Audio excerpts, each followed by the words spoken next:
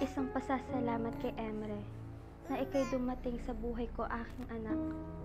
Ipinapangako ko na gagawin ko ang lahat para gabayan at protektahan ka. Danaya! Avisala Perena! Asan si Alena? Nasa Sapiro sila ni Adamus.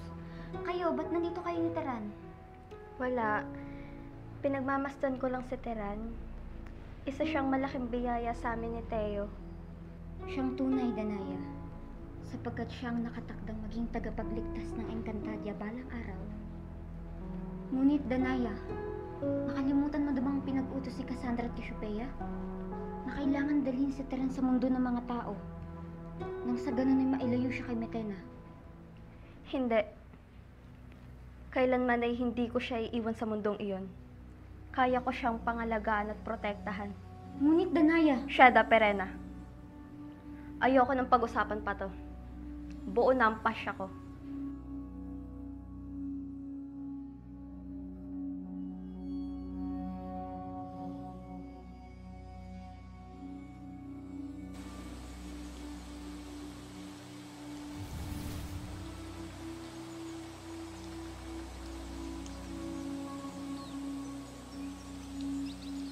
Patawarin mo ako, Danaya.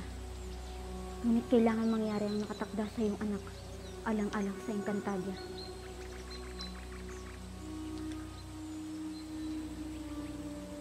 Asnamon!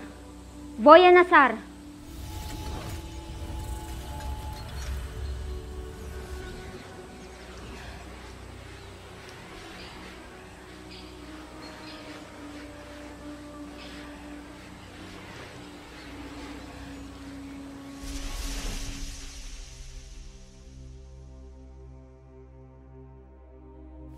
Sangre Danaya. Nunong Imaw, tulungan mo ako. Nawawala ang aking anak na si Teran. Maaari mo bang magamit ang iyong tungkod para malaman ko kung sinong kumuha sa kanya? Kung gano'n ay panoorin natin ang pagbabalik ng aking balintataw sa nakaraan.